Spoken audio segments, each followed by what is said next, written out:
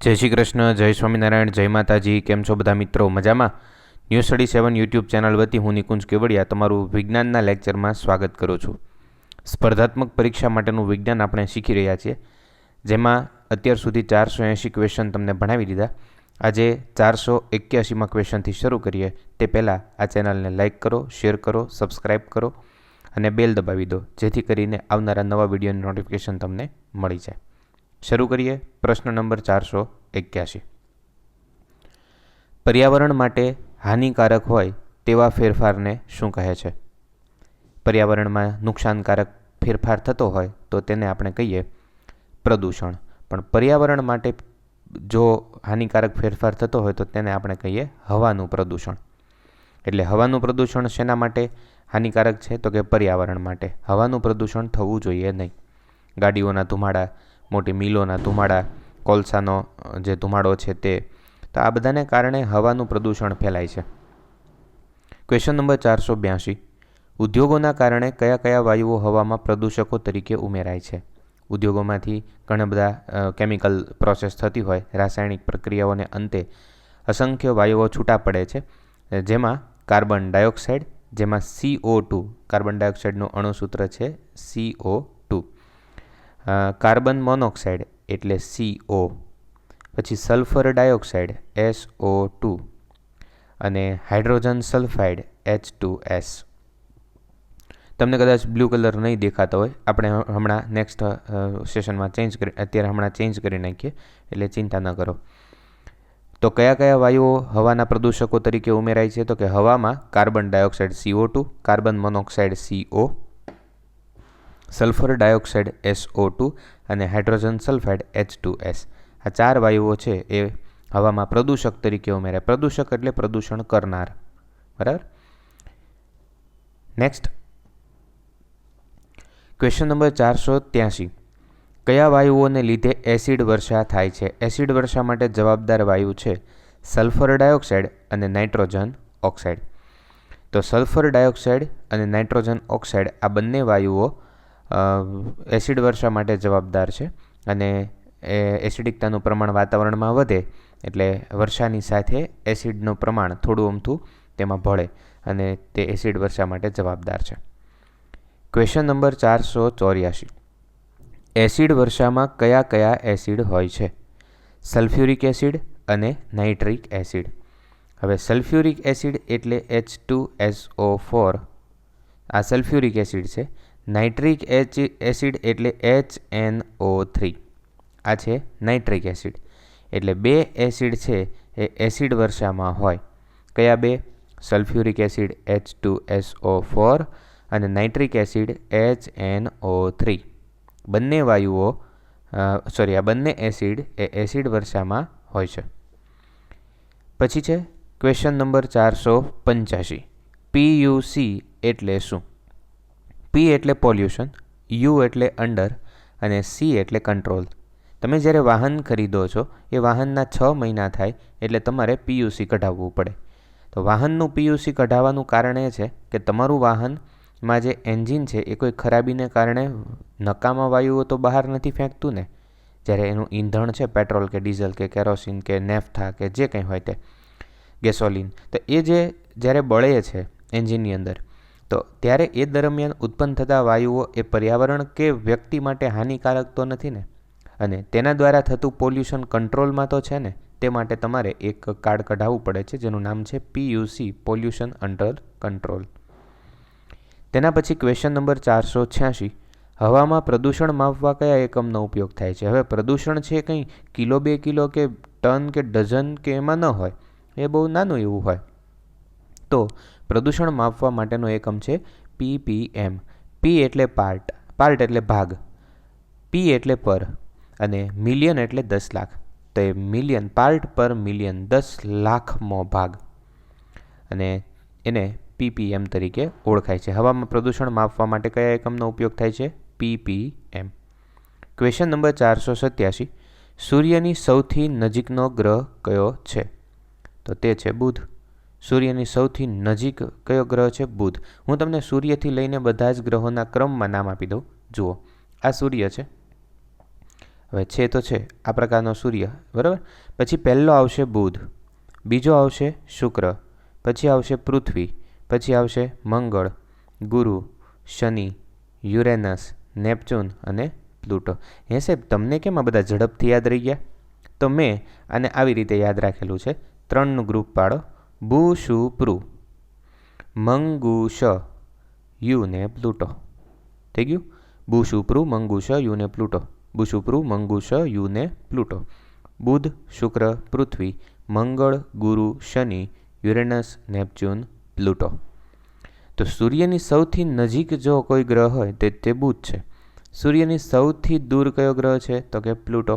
અને પ્લુટો પાસે સૂર્યપ્રકાશ પહોંચે ત્યાં તો ખૂટી જાય એવું લાગે. એટલે પ્લુટો છે ત્યાં અંધારું વધારે હોય છે, એટલે એને અંધારિયો ગ્રહ પણ કહેવાય છે. પછી વાત આવે છે મંગળ. તો મંગળ છે તે લાલાશ પડતો ગ્રહ છે, લાલ રંગનો ગ્રહ છે. શુક્ર છે એ તેજસ્વી ગ્રહ તરીકે ઓળખાય છે. પૃથ્વી છે તે જનજીવન ધરાવતો ગ્રહ ગણાય છે. સૌથી સૂર્યમંડળના જે 9 ગ્રહો છે તેમાં સૌથી મોટો ગ્રહ ગુરુ છે. શનિ છે તે બ્યુટીફુલ ગ્રહ તરીકે ગણાય છે, બરાબર. બ્યુટીફુલ પ્લેનેટ એ એક સુંદર, અને એટલા માટે કે તેની ફરતે 3 વલયો આવેલા હોય છે. અને યુરેનસ પણ એની ફરતે પણ વલયો છે, પણ એ આછા છે, જ્યારે શનિની ફરતે ચોખ્ખા અને સ્પષ્ટ દેખી શકાય તેવા છે. તો યુરેનસ, નેપચ્યુન અને પ્લુટો. તો આવી રીતે આ સૂર્યમંડળ છે તેની રચના થાય છે. તેના પછી હમણાં મેં તમને વાત કરી તે પ્રમાણે તમને હવે ઘણા બધા સવાલ આવડી જશે. સૂર્યમંડળનો સૌથી તેજસ્વી ગ્રહ કયો? તો કે શુક્ર, બરાબર. મેં તમને હમણાં પેલું યાદ હોય જેનો સ્ક્રીનશોટ લઈ લો તો વધારે સારું પડશે. થોડાક બેક જજો અથવા લેક્ચર પૂરો થાય પછી જોઈ લેજો. તો સૂર્યમંડળનો સૌથી તેજસ્વી ગ્રહ છે શુક્ર. સૌથી નજીકનો પૂછે તો બુધ, સૌથી તેજસ્વી પૂછે તો શુક્ર. કયા ગ્રહને લોકો સવારનો તારો પણ કહે છે? તો કે શુક્ર. કેમ? તો કે સવારમાં પરોઢ થાય તે દરમિયાન તમને તે આકાશમાં જોવા મળશે, એટલે શુક્રને સવારનો ઉગતો તારો તરીકે પણ આપણે ઓળખીએ છીએ. કયા ગ્રહને આંતરિક ગ્રહો પણ કહે છે? હવે તમને બે વાત કરું કે પૃથ્વી છે એના ઉપર જનજીવન છે, એટલે આપણી પૃથ્વીને આપણે સેન્ટરમાં રાખીએ તો પૃથ્વીથી સૂર્ય બાજુના અને પૃથ્વીથી સૂર્યની વિરુદ્ધ દિશામાં. તો સૂર્ય બાજુના એટલે સૂર્ય અને પૃથ્વીની અંદરના, એટલે એને આંતરિક ગ્રહો કહેવાય. તો આંતરિક ગ્રહોમાં કયા આવે? તો કે બુધ અને શુક્ર. કેમ? તો કે પૃથ્વી એક મહિને અડકો દડકો દહીં દડુક્યો, હે ને? એટલે બુધ અને શુક્ર છે તે આંતરિક ગ્રહો છે. બાકીના ગુરુ, બુ, શુક્ર, મંગુશ, એટલે મંગળથી છે બાકીના છે બધા બાહ્ય ગ્રહો. મંગળ, ગુરુ, શનિ, યુરેનસ, નેપચ્યુન ને પ્લુટો, એ બધા બાહ્ય ગ્રહો. અને પૃથ્વીથી અંદરના જે સૂર્ય તરફના છે એ 2 ગ્રહો છે એ કેવા ગણાય છે? આંતરિક ગ્રહો, બરાબર. એટલે તમને પ્રશ્ન પૂછે કયા ગ્રહોને આંતરિક ગ્રહો તરીકે ઓળખાય છે? તો કે બુધ અને શુક્ર. ચાલો હવે પાછી સ્ક્રીનને થોડી ઉપર લઈ લો અને ઉપર જુઓ ક્વેશ્ચન નંબર 490. કયા ગ્રહને આંતરિક ગ્રહો કહે છે? તો એ તો આપણે જોઈ લીધો, બુધ અને શુક્ર. Question number 491. હવે એક જ મિનિટ, હું આ છે ને સાઈડમાં લઈ લો. ઓકે, હવે બરાબર છે. Question number 491. લાલ રંગનો ગ્રહ કયો છે? તો મેં તમને હમણાં કહ્યું તે પ્રમાણે મંગળ છે તે લાલ રંગનો ગ્રહ છે, બરાબર. લાલાશ પડતો ગ્રહ તમને દેખાય છે. પછી સૌરમંડળનો સૌથી મોટો ગ્રહ કયો? તો એ પણ મેં તમને કહ્યું, ગુરુ છે તે સૌથી મોટો ગ્રહ તરીકે ગણાય છે. સૌથી સુંદર ગ્રહ પૂછે તો શનિ, બરાબર. હવે પૃથ્વીની વાત કરીએ કે પૃથ્વી કરતાં ગુરુ કેટલો મોટો છે. આપણે તો કમ્પેરિઝન કરીએ કે ભાઈ ગુરુ સૌથી મોટો છે, એ વાત 100% સાચી, પણ એ પૃથ્વી કરતાં કેટલો મોટો છે, કેટલા ગણો? તો હું તમને કહી દઉં, 1400 ગણો મોટો છે. એટલે આપણી 1400 પૃથ્વી ભેગી કરીએ ત્યારે એક ગુરુ ગ્રહ થાય, એટલું મોટું એનું કદ છે. તો વિચાર કરો કે આ બ્રહ્માંડ કેટલું મોટું હશે, હે ને? આપણે તેની કલ્પના કરીએ તો કદાચ આપણી કલ્પના આપણા વિચાર શક્તિ કરતાં પણ મોટું છે. ઘણું બધું, અસંખ્ય પ્રકાશ વર્ષ, અબજો કરોડો પ્રકાશો વર્ષ સુધી એ વિસ્તરેલું છે. એની કોઈ અમાપ છે, તેને માપી શકાય એવું નથી. Question number 494. સૂર્યમંડળના તમામ ગ્રહો કરતાં કયા ગ્રહનું ગુરુત્વાકર્ષણ બળ સૌથી વધુ છે? હવે મેં તમને ગુરુત્વાકર્ષણ વખતે શીખવાડેલું હતું કે જે મોટા હોય ને તેનું બળ વધારે હોય, ગુરુત્વાકર્ષણ બળ. જે નાના હોય તેનું બળ ઓછું હોય. તો સિમ્પલ વાત છે કે જે ગ્રહ સૌથી મોટો, કયો મોટો છે? ગુરુ. ગુરુનું ગુરુત્વાકર્ષણ બળ કેવું છે? સૌથી વધારે. સિમ્પલ વાત છે. Okay, question number 495. તો મેં તમને હમણાં કહ્યું તે પ્રમાણે સુંદર પૂછે તો દયાનો ભાઈ નહીં, પણ સુંદર પૂછે તો શનિ. કયો ગ્રહ સૌથી સુંદર છે? શનિ. પછી મેં તમને હમણાં બીજું કીધું કે શનિ કેમ બ્યુટીફુલ દેખાય છે, તો એની ફરતે વલયો આવેલા છે. મને કે શનિ ગ્રહ છે તો એની ફરતે આવી રીતે આમ વલયો છે, બરાબર, આવી રીતે આમ વલયો આવેલા હોય, તે વલયોને કારણે તે બ્યુટીફુલ દેખાય છે. અને એટલે કયા ગ્રહની આસપાસ નીલા રંગના બર્ફીલા વલયો હોય છે? તો શનિ. શનિની ફરતે બરફ આચ્છાદિત, બરફથી આવરણ થયેલા નીલા રંગના બર્ફીલા વલયો હોય છે. Question number 497. ગ્રહોની આસપાસ ફરતા અવકાશીય પદાર્થોને શું કહે છે? ગ્રહોની આસપાસ ફરતા અવકાશીય પદાર્થોને ઉપગ્રહ કહેવાય. ગ્રહ, જેમ કે આપણો ગ્રહ છે પૃથ્વી, તો પૃથ્વીની આસપાસ કોઈ એક એવો ગ્રહ છે, એવો અવકાશીય પદાર્થ છે, ગ્રહ નહીં પણ અવકાશીય પદાર્થ, કે જે એની ફરતે ફર્યા કરે છે. માનો કે આ ચંદ્ર છે તો એ પૃથ્વીની ફરતે આખું ફર્યા જ કરે, થાકે જ નહીં, અને તો આપણે તેને કહેશું ઉપગ્રહ, બરાબર. ઉપ એટલે પેટા, એટલે ગ્રહનો પણ પેટા ભાગ, એટલે ઉપગ્રહ એવું આપણે વિચારી શકીએ. તો ગ્રહોની આસપાસ ફરતા અવકાશીય પદાર્થોને ઉપગ્રહ કહેવાય. કયા કયા ગ્રહો ઉપગ્રહ ધરાવે છે? કયા કયા ગ્રહો ઉપગ્રહ ધરાવે છે? શુક્ર અને શનિ, બરાબર. એમ તો પૃથ્વીને પણ પોતાનો ઉપગ્રહ છે, બરાબર, એટલે ત્યાં પૃથ્વી પણ આવી શકે. શુક્રને છે, શનિ છે, પછી પૃથ્વી છે. એક મિનિટ, અહીંયા એટલે શુક્ર અને શનિ એ જે બંને છે ઉપગ્રહ ધરાવે છે, પણ એમાં એવું છે કે જે ગ્રહો ઉપગ્રહ ધરાવે છે એના નામ ત્યાં લખવાના છે. એટલે આવો ક્વેશ્ચન તમને ન પૂછી શકાય, બરાબર, આ દ્વિધા ભરેલો છે. એટલે જે ગ્રહોને ઉપગ્રહ છે એના નામ તમારે આપવાના છે. એટલે એમ તો પૃથ્વીને તે ઉપગ્રહ છે, બરાબર, એટલે પૃથ્વીનો ઉપગ્રહ ચંદ્ર છે, પણ એ ક્વેશ્ચન છે એ માત્ર એક આમ જેને કહેવાય કે એમાં ક્લેરિફિકેશન નથી, તો એવા ક્વેશ્ચન તમને નહીં પૂછાય. બહુ જ સ્પષ્ટ હોય કે ભાઈ એનો એક જ અક્ષરમાં જવાબ આવતો હોય એવો તમને પૂછી શકાય. પૃથ્વીનો ઉપગ્રહ કયો છે? Question number 499. તો પૃથ્વીનો ઉપગ્રહ છે ચંદ્ર. Question number 500. કયા ગ્રહોની વચ્ચે લઘુ ગ્રહોનો પટ્ટો આવેલો હોય છે? હવે લઘુ ગ્રહ કોને કહેવાય? જ્યારે બ્રહ્માંડની રચના થઈ ત્યારે ગ્રહો બનવામાં નિષ્ફળ ગયા હોય તેવા અવકાશીય પદાર્થો લઘુ ગ્રહો તરીકે ઓળખાય છે. ગ્રહ બનતા રહી ગયા હોય અને ગ્રહ ન બન્યા હોય, જેમ કે અત્યારે 9 ગ્રહો અવકાશમાં ફર્યા કરે છે, તો એવી રીતે ઘણા બધા ગ્રહો છે એ ગ્રહ બનવા માટેની કેપેસિટી ધરાવતા હતા, પણ બનવું થઈ રહ્યા હતા, બનતા રહી ગયા, તો એને લઘુ ગ્રહ કહેવાય. તો એવા લઘુ ગ્રહોનો આખો પટ્ટો છે, અબજોની સંખ્યામાં લઘુ ગ્રહો છે એ બનેલા છે. તો એવો પટ્ટો ક્યાં આવેલો છે? મંગળ અને ગુરુની વચ્ચે. મંગળ અને ગુરુની વચ્ચે અસંખ્ય લઘુ ગ્રહોનો પટ્ટો આવેલો છે. ક્વેશ્ચન નંબર, જો અહીંયા પહેલી વાત એક કરી દો નાનકડી, 500 ક્વેશ્ચન પૂરા થયા. અને 500 ક્વેશ્ચન વિજ્ઞાનમાં, એટલે તમને એટલી તો સમજ પડે કે કેટલું બધું વર્ક હું તમારી પાછળ કરી રહ્યો છું. તો સબસ્ક્રાઈબ કરજો, બાજુમાં બેલ દબાવજો અને નોટિફિકેશન ટીક કરી દેજો ઓલ, જેથી કરીને આવનારા તમામ વિડીયો તમને મળી જાય. તમારા મિત્રો સુધી શેર કરજો અને તમારા વોટ્સએપ સ્ટેટસ અને ફેસબુક સ્ટેટસમાં અપલોડ કરી અને તેમને વધુમાં વધુ શેર કરી આપણી ઉત્સાહ, આપણી ઉર્જા અને આપણા આ સપનાને આગળ વધારજો. 500 ક્વેશ્ચન અહીંયા પૂરા થયા છે. 501મો ક્વેશ્ચન, એટલે મારે તમને જે લગભગ 2300-2400 ક્વેશ્ચન ભણાવવાના છે, આમ તો 2500 ક્વેશ્ચનની ગણતરી છે, તો 2500 ક્વેશ્ચનમાંથી 500 પૂરા કર્યા, બરાબર છે. એટલે તમારો આમ ગણીએ તો 5મો ભાગ, 5 ભાગના ભાગ પાડી દો, તેમાં 5મો ભાગ પૂરો થયો, 4 ભાગ બાકી રહ્યા, એટલું વિજ્ઞાન છે. અને સમયાંતરે સતત આવ્યા જ કરશે. રેડી? શરૂ કરીએ આગળ. Question number 501.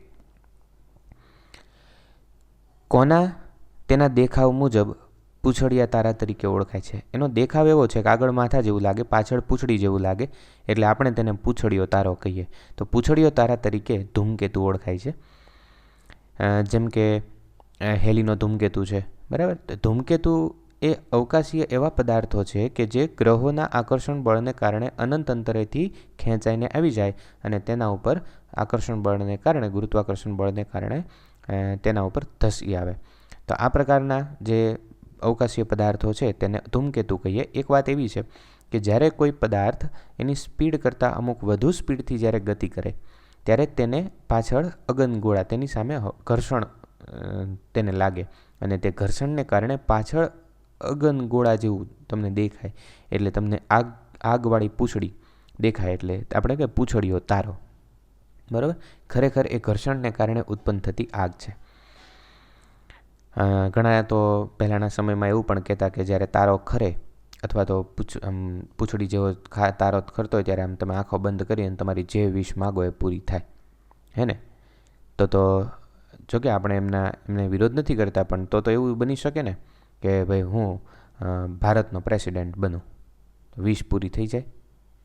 આ એક આપણે માન્યતા ગણીએ તો માન્યતા, બરાબર, અને લોકોનું એક અવકાશીય જે કંઈ તમે ગણો તે, પણ ખરેખર એવું કંઈ છે નહીં. ચાલો નેક્સ્ટ ક્વેશ્ચન નંબર 502. ધૂમકેતુઓ કયા વાદળમાંથી છૂટા પડેલા છે? તો કે ઉર્ટનના વાદળમાંથી.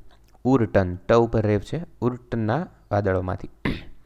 તો ઉર્ટના વાદળોમાંથી ધૂમકેતુઓ કયા વાદળોમાંથી છૂટા પડેલા છે? ઉર્ટના વાદળોમાંથી. મેં તમને હવે ઉપર આવી જાઓ 503મો ક્વેશ્ચન. મેં તમને હમણાં કહ્યું હેલીનો ધૂમકેતુ, અને એનો આવર્તકાળ લગભગ કેટલો હોય છે?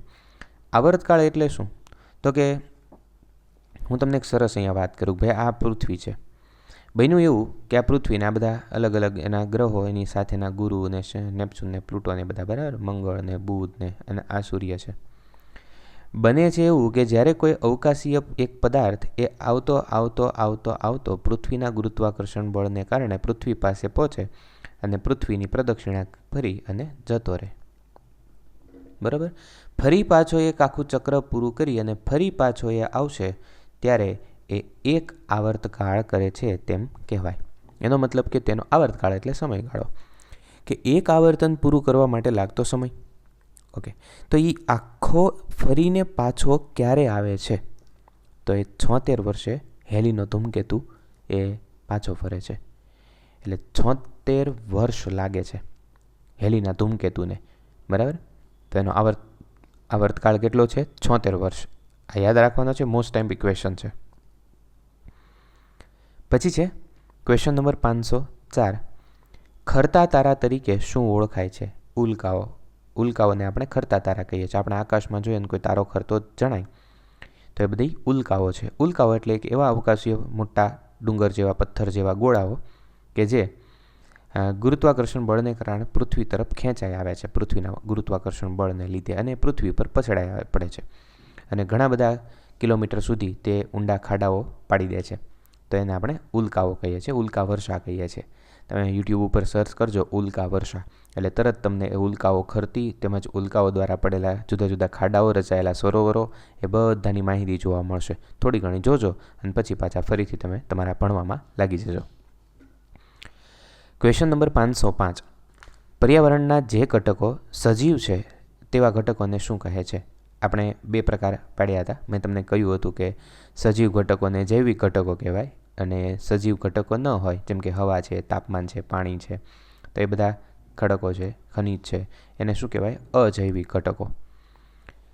506 ક્વેશ્ચન નંબર. વનસ્પતિને શું કહે છે? હવે વનસ્પતિ એક એવો સજીવ છે જે પોતાનો ખોરાક જાતે બનાવે છે, જેમાં મૂળમાંથી પોતે H2O એટલે કે પાણી સંગ્રહ કરશે, વાતાવરણમાંથી કાર્બન ડાયોક્સાઇડ સંગ્રહ કરશે CO2, તથા સૂર્યપ્રકાશ, સવારમાં સૂર્યપ્રકાશ છે તેનો પણ ઉપયોગ કરશે, અને આ બધાની સાથે હરિતકણ પણ હોય છે. તો આ 4 ભેગા થઈ અને એક પ્રક્રિયા કરશે જેનું નામ છે પ્રકાશ સંશ્લેષણ. પ્રકાશ સંશ્લેષણની પ્રક્રિયાથી તેનું સ્ટાર્ચમાં રૂપાંતર કરશે, તે ખોરાક બનાવશે. એટલે આપમેળે જાતે પોતાની જાતે સ્વયં રીતે ખોરાક બનાવે છે. આપણે તેને કહીએ ઉત્પાદક. બરાબર. હવે આગળ વધીએ. Question number 507. ભારતનું રાષ્ટ્રીય પ્રાણી કયું છે? હવે એ તો આપણને ખ્યાલ જ છે, વાઘ. નાનપણથી શીખતા આવીએ છીએ, બરાબર. રાષ્ટ્રીય પ્રાણી પૂછ્યું છે. તો રાષ્ટ્રીય પક્ષી કયું છે? મોર. એ તો યાદ છે ને, બધું રાષ્ટ્રીય તમને યાદ હશે. અને હશે જ પાછળ ભારવાચકની પાછળ જ મૂકું છું, એટલે તમને એટલો તો ખ્યાલ હશે રાષ્ટ્રીય બધા કયા કયા છે. રાષ્ટ્રીય ફૂલ કમળ છે, હે ને. પછી રાષ્ટ્રીય મુદ્રાલેખ કયો છે? તો કે 4 સિંહોની આકૃતિ. હે સાહેબ, એમાં તો 3 સિંહ નથી, એક પાછળ છે, તમને દેખાતો ને, જોવા જજો ક્યારેક. તો તમને ખ્યાલ પડશે. ભારતનું જે ભારતીય લેવલે હોય ને, ભારત લેવલે, તો એને રાષ્ટ્રીય કહેવાય, નેશનલ. પણ પછી કોઈ રાજ્ય લેવલે હોય ને તો એને સ્ટેટ લેવલ કહેવાય અથવા તો રાજ્ય. બરાબર છે. તો ગુજરાતનું રાજ્ય પ્રાણી કયું છે? ગુજરાત રાજ્ય પૂરતું જ ગુજરાતનું રાજ્ય પ્રાણી છે સિંહ. ઓકે, હવે વાત આવે છે આખી દુનિયાની. દુનિયાના બધા જ પ્રાણીઓમાં સૌથી ઊંચું સસ્તન પ્રાણી કયું છે? જીરાફ. હવે તમારા મનમાં પ્રશ્ન થશે, સસ્તન એટલે શું? જે બાળકને જન્મ આપે અને જે સ્તનપાન કરાવી શકે તેના બચ્ચાને, તેના બાળકને. તો તેમાં મનુષ્યનો સમાવેશ થાય, પછી દૂધાળા પ્રાણીઓનો સમાવેશ થાય. બરાબર. એમ જીરાફ છે એ પોતે બચ્ચાને જન્મ આપે છે અને તો તે દુનિયાનું સૌથી ઊંચું અને સસ્તન પ્રાણી છે. બરાબર. Question number 510. સમગ્ર ભારતનું કદમાં સૌથી મોટું પક્ષી કયું? જો અત્યારે વાત કરે છે હવે માત્ર ભારત લેવલે, તો ભારત આખામાં સૌથી મોટું પક્ષી કયું? આ વાત સમજાય છે ને, કે તમને આગળ છે ને સ્પષ્ટતા કરે છે કે કયા પ્રદેશ પૂરતું. જો આખી દુનિયાનું સૌથી ઊંચું પૂછે તો જીરાફ, તમને ગુજરાતનું રાજ્ય પ્રાણી પૂછે તો સિંહ, તમને ભારતનું રાષ્ટ્રીય પ્રાણી પૂછે તો વાઘ, તમને આખા ભારતમાં કદમાં સૌથી મોટું પૂછે તો સારસ. બરાબર. પછી વાત કરીએ સફાઈ કામદાર તરીકે કયું પક્ષી ઓળખાય છે. અને તમને ખબર છે કે સાપ છે તો એ સાપને પકડીને એ ગીધ ખાઈ જાય છે અથવા તો ઉંદરને પકડીને ખાઈ જાય છે, તો એ સફાઈ કામદાર તરીકે ઓળખાય છે. બરાબર. તો સફાઈ કામદાર તરીકે કયું પક્ષી ઓળખાય છે? તો કે ગીધ. પહેલાં ગીધ બહુ જોવા મળતા, ગીધ હવે ઓછી માત્રામાં જોવા મળે છે, માત્ર જંગલો સિવાય હવે ક્યાંય જોવા મળતા નથી. Question number 512. વિશ્વ જળ પ્લાવિત દિવસ તરીકે કયો દિવસ ઓળખવામાં આવે છે? તો કે 2 ફેબ્રુઆરી. આ બધા દિવસો પણ તમારે યાદ રાખવાના છે. 2 ફેબ્રુઆરી જલ પ્લાવિત દિવસ. Question number 513. વિશ્વ ચકલી દિવસ તરીકે ક્યારે ઉજવવામાં આવે છે? 20મી માર્ચ. 20 માર્ચ વિશ્વ ચકલી દિવસ. બરાબર. તો આપણે યાદ રાખવાનું છે 20મી માર્ચે વિશ્વ ચકલી દિવસ અને 2 ફેબ્રુઆરીએ જલ પ્લાવિત દિવસ. Question number 514. કઈ માછલીને કલ્પ મત્સ્ય તરીકે ઓળખવામાં આવે છે? શાર્ક માછલીને. શાર્ક છે, બ્લુ વ્હેલ છે, પિરાન્હા છે, ઘણી બધી માછલીઓ છે. એમાં શાર્ક માછલીને કલ્પ મત્સ્ય એવું એનું નામ આપ્યું છે, હુલામણું, તો એનાથી તેને ઓળખવામાં આવે છે. Question number 515. પૃથ્વીની સપાટીથી આશરે કેટલા કિલોમીટર સુધી વિસ્તરેલા આવરણને વાતાવરણ કહે છે? આ જૂના પાઠ્યપુસ્તકમાંથી ચેપ્ટર નંબર 1 હતું, વિજ્ઞાન GCRTનો કોર્સ, અને એની અંદર પહેલાં જ પેજ ઉપર લાલ અક્ષરથી લખેલું છે, વ્યાખ્યા આપી છે ઘાટા અક્ષરે, કે પૃથ્વીની સપાટીથી આશરે કેટલા કિમી સુધી વિસ્તરેલા આવરણને વાતાવરણ કહે છે? ત્યાં લખ્યું છે 800થી 1000 કિમી. બરાબર. આ પૃથ્વી છે અને પૃથ્વીથી તમે જેમ જેમ દૂર જતા જાવ એમ 800થી 1000 કિલોમીટર સુધીનો પટ્ટો આવે. બરાબર. આ દૂર જતા જાવ એટલે અહીંયા 800થી 1000 કિલોમીટર સુધીનો આખો પટ્ટો આવે અને જેને આપણે વાતાવરણ કહીએ. તો આ ભાગને આપણે વાતાવરણ કહીએ છીએ. ક્યાં સુધી? તો કે 800થી 1000. બરાબર. 800 સુધી અથવા તો 1000 સુધી. તો આ જે પટ્ટો આખો તૈયાર થયો તેને આપણે કહીશું વાતાવરણ. તો આ છે વાતાવરણ અને આ આપણી પૃથ્વી. બરાબર. તો પૃથ્વીથી 800થી 1000 કિલોમીટર સુધી વિસ્તરેલા આવરણને વાતાવરણ તરીકે ઓળખાય છે. Next question number 516. હવાનું દબાણ માપવા માટે શેનો ઉપયોગ થાય છે? હવે તમને એનો આન્સર નહીં દેખાતો હોય, હવે દેખાતો હશે. બરાબર. બેરોમીટર. હવાનું દબાણ માપવા માટે barometer.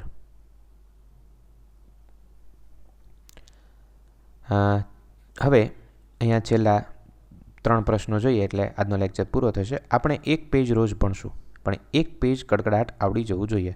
This is the logic, કે જે દિવસે તમે આ લેક્ચર ભણો છો તે દિવસે તમને આખું સંપૂર્ણ પેજ આવડી જવું જોઈએ. હું એક પેજનો એક લેક્ચર બનાવું છું અને આજકાલ નહીં, આપણે પહેલાં જ જ્યારે વિજ્ઞાનનો લેક્ચર શરૂ કર્યો ત્યારથી લઈને અત્યાર સુધી રોજ હું તમને એક પેજ ભણાવું છું. બરાબર. ટીપે ટીપે સરોવર ભરાય. પણ તમને 500 મેં શીખવાડ્યા હોય તો 500માંથી 500 યાદ છે નહીં ને? જો ન હોય તો તમે પહેલાં પાકા કરી લો, એને રિવિઝન કરી લો, એને વારે વારે વાગોળો, વિચારો, આવડે એને 1 ટીક કરો, ન આવડે એને 2 ટીક કરો, અને વધારેમાં વધારે ગોખવા પડે એવા એને 3 ટીક કરો. એટલે 500માંથી તમારે વધીને 30-40 એવા હશે જે તમારે યાદ રાખવાની જરૂર પડે, બાકીના તમને આવડતા હશે. તો આવી રીતે સિલેબસ હળવો થશે. બરાબર, તમને એવો કોન્ફિડન્સ હોય કે મને આ ક્વેશ્ચન આવડશે, એટલે હું તમને આખી ટિપ્સ આપીશ બધી. બરાબર, કે કેવી રીતે તમારે રીડિંગ કરવું, કેવી રીતે વાંચવું, કેવી રીતે પ્રિપેરેશન કરવી, આ બધું જ ટિપ્સ અને ટ્રિક્સ તમને આપીશ. એના હું અલગથી વિડીયો લેક્ચર બનાવીશ, એ હું તમને આ લેક્ચર દરમિયાન નહીં કહું. બરાબર, તો તમને ખ્યાલ પડશે કે ખરેખર સાહેબની વાત સાચી છે અને એ પ્રમાણે તૈયારી કરવાથી સફળતા મેળવી શકાય છે ખરી. અહીંયા પહોંચ્યા કે હવાનું દબાણ માપવું હોય તો શેનો ઉપયોગ થાય છે? તો કે બેરોમીટરનો. Next question 517. હવાનું દબાણ માપવા માટેનો એકમ કયો છે? હવે 2 એકમ છે, પણ સ્ટાન્ડર્ડ એકમ છે બાર. બરાબર, હવાનું દબાણ માપવા માટે 12 એકમ છે, બીજો છે પાસ્કલ. તો પાસ્કલથી પણ તમે દબાણ માપી શકો છો. બરાબર, તો 12 અને પાસ્કલ એ બંને એકમો છે. પણ તમને જો પૂછાય કે હવાનું દબાણ માપવા માટેનો એકમ કયો, અને ઓપ્શનમાં તમને પાસ્કલ ન આપ્યું હોય કે તમારે 12 લખવાનું છે. રેડી? હા, પાસ્કલ અને 12 બંને આપીને પછી એમ કે બંને, તો તમારે બંને ઓપ્શન લખવાના. એટલે બંને એટલે ઉપરના બંને અથવા એક પણ નહીં, તો તમારે લખવાનું ઉપરના બંને. એમાં જો તમે 12 ટીક કરીને આવશો તો તમારું ખોટું પડશે, કારણ કે હવાના દબાણ માટે બંને એકમ છે, પાસ્કલ અને 12. બરાબર. Question number 518. કળી સ્વરૂપે રહેલા પુષ્પનું રક્ષણ કોણ કરે છે? તમે ફૂલ તો જોયું હશે, જોયું છે ને દરેકે. હવે ફૂલને જો હું થોડું અહીંયા સરસ મજાનું ડ્રો કરું, તો તમને ખબર છે કે જ્યારે પણ આ ફૂલ છે તો આ ફૂલની નીચેની જે દંડ છે તે, બરાબર, પછી અહીંથી આવી રીતે આમ એક કળી ખીલેલી હોય, પછી નાની નાની પાંદડીઓ હોય, બરાબર, અને આવી પાંખડીઓ નાની નાની નીચે હોય. બરાબર, અને પછી તેમાં ઉપરની બાજુએ જે કંઈ ફૂલ હશે એ ફૂલ ખીલેલું હશે. ઓકે, તો અહીંયા જે આ જે છે, બરાબર, એની ફરતે એને રક્ષણ આપે છે, જેનું નામ છે, એક હોય ને તો એનું નામ છે વજ્રપત્ર. પણ એક કરતાં વધારે હોય ને અને દરેકનું નામ એક સાથે આપણે બોલવું હોય તો તેને કહેવાય વજ્રચક્ર. આટલું ક્લિયર થયું? શું કીધું? એક પાંખડી હોય તો વજ્રપત્ર, એક કરતાં વધારે પાંખડીઓ હોય તો વજ્રચક્ર. પણ શેની વાત કરું છું? તો કે ગુલાબના ફૂલની નીચે લીલા રંગની પાંદડીઓ જે હોય છે તેની વાત કરું છું. એ શું કરશે કે ગુલાબની કળી જ્યારે ખીલશે તે પહેલાં તેને બધી બાજુથી ઢાંકીને રાખશે, પેક કરીને રાખશે. અને ત્યારે શું થયું? તો કે પુષ્પનું રક્ષણ થયું. બરાબર, તો કળી જ્યારે હોય છે ત્યારે લીલા રંગનું જે આવરણ એ ફૂલની ઉપર ઢંકાઈને જે હોય છે એ બહારના લીલા રંગના આવરણને કહેવાય ચક્ર. પણ કેવું ચક્ર? વજ્રચક્ર. અને તેમાંથી એક પંખુડી તોડી લો. હું ગુલાબીની વાત નથી કરતો, લીલા રંગની વાત કરું છું. લીલા રંગની એક પંખુડી તોડી લો તો એને કહેવાય વજ્રપત્ર, અને આખું ચક્ર હોય તો એને વજ્રચક્ર એવું કહેવાય. Question number 519. પુષ્પનો કયો ભાગ કીટકોને આકર્ષવાનું કાર્ય કરે છે? અને અમસ્ત થાય છે, તમે કપડાં લેવા ગયા હોય ખરીદવા, તો રંગબેરંગી કપડાં હોય તો કેવા તમે તરત એટ્રેક્ટ થાવ છો કે વાહ, જો સામે લાલ રંગનો શર્ટ છે તે મને પસંદ પડે છે, હવે મારે ખરીદવો છે, મને ગમે છે. ને આપણે તો કેટલાય ધમપછડા કરીએ. કેમ? તો કે આપણને લાલ રંગે આકર્ષણ કર્યું. એમ જો પિંક કલર હોય તો પછી બહેનો છે એમનો વધારે મનગમતો કલર છે, એટલે પિંક કલર તરફ વધારે આકર્ષાય છે. તો જે કીટકો છે, હવે કીટકોને કંઈ એવું ખબર પડે નહીં કલરમાં, પણ એને અમુક કલર છે એનું સંવેદન વધારે આવતું હોય છે, અને એટલે પુષ્પનો જે પાંખડીઓનો રંગ છે એને આકર્ષવાનું કાર્ય કરે છે. હવે હું તમને બીજી વાત કરું કે ગુલાબના ફૂલમાં ગુલાબી રંગની જે પાંખડી છે તેને કહેવાય, એક પાંખડીને કહેવાય દલપત્ર, અને બધી પાંખડીઓનું જે ઝુમખું છે તેને કહેવાય દલચક્ર. તો પુષ્પનો કયો ભાગ કીટકોને આકર્ષે છે? ડાળી જોઈને કીટક આકર્ષે? નહીં. તો એના વજ્રચક્રો જોઈને આકર્ષે લીલા રંગના? નહીં. કયા? તો કે ગુલાબી રંગના જે મનગમતા પાંદડાઓ છે એ જોઈ અને તે પાંખડીઓ જોઈને આકર્ષે છે.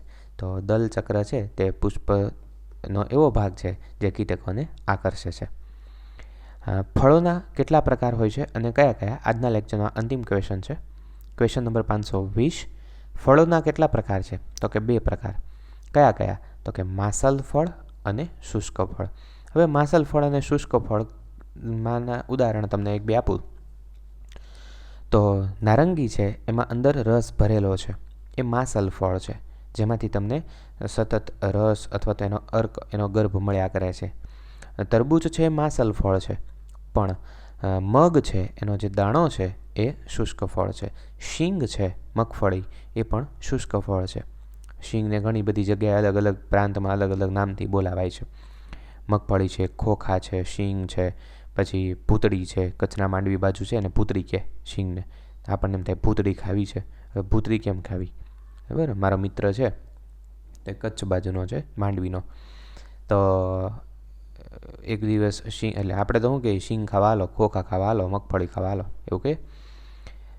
તો માંડવી ખાવા આવો તો આપણને બધું નવું નવું લાગતું. પછી એક વખત એ શીંગ લાવ્યો હોય છે ને તો કે ભૂતળી ખાવા હાલો. અરે તારી ભલી થાય, ભૂતળી કેમ ખાવી? પછી એણે ચોખવટ કરી કે અમારે ત્યાં બાજુ એને ભૂતળી હકડો ભૂતળી કડ્યો, એવું કંઈક એ બોલે એ લોકો. તો એમાં આમ ભાષા સાંભળવાની મજા આવે, બાકી આવડે નહીં આપણને. તો શુષ્ક ફળ એટલે તો કે શીંગના દાણા જે છે, ચણા છે, બરાબર, મઠ છે, વાલ છે, આ બધા શુષ્ક ફળો છે. અને સૂકા મેવા જે છે એ પણ બધા શુષ્ક ફળો છે. માસલ ફળોની અંદર કેરી છે, તરબૂચ છે, ચીકુ છે, પપૈયા છે, બધા માસલ ફળો છે. તો 2 પ્રકાર છે. કયા કયા? માસલ ફળ અને શુષ્ક ફળ. તો મજા આવી હશે તમને લેક્ચરમાં. અને આવી રીતે જ આપણે હવે સિમ્પલ એન્ડ સોબર લેક્ચરને ઉતારીશું અને લેક્ચર તમને ભણાવીશું. તમને મજા પણ આવશે. અને હવે પછી મારું જેને કહેવાય ને કે વક્તવ્ય, એ બહુ લેક્ચરમાં નહીં હોય, સીધું જ સ્ટાર્ટિંગ હશે. અને તમને મજા પણ એટલી આવશે, કારણ કે મારે હવે સિલેબસને પણ ઘણો આગળ ઝડપથી વધારવો છે. લાઇક કરવાનું ભૂલતા નહીં, શેર કરી દો, સબસ્ક્રાઈબ કરી દો. ગુજરાતના હજારો વિદ્યાર્થીઓને આપણે લાભ આપવાનો છે, જેથી કરીને દરેક વિદ્યાર્થી સારામાં સારું શિક્ષણ મેળવી શકે અને ગુજરાતનો કોઈ પણ વિદ્યાર્થી શિક્ષણથી વંચિત ન રહે અને તેમને 1 પણ રૂપિયાની ફી ચૂકવવી ન પડે અને એક સારા એવા ગુજરાતનું નિર્માણ થાય, ભારતનું નિર્માણ થાય, એવી અપેક્ષા સહ આજનો લેક્ચરનો વિરામ કરીએ. તનતોડ મહેનત કરજો. મા સરસ્વતીને પ્રાર્થના કરીએ તમને બળ, બુદ્ધિ, શક્તિ અને સારામાં સારી ગવર્મેન્ટ નોકરી આપે. Thank you. જય હિન્દ, જય ભારત, વંદે માતરમ.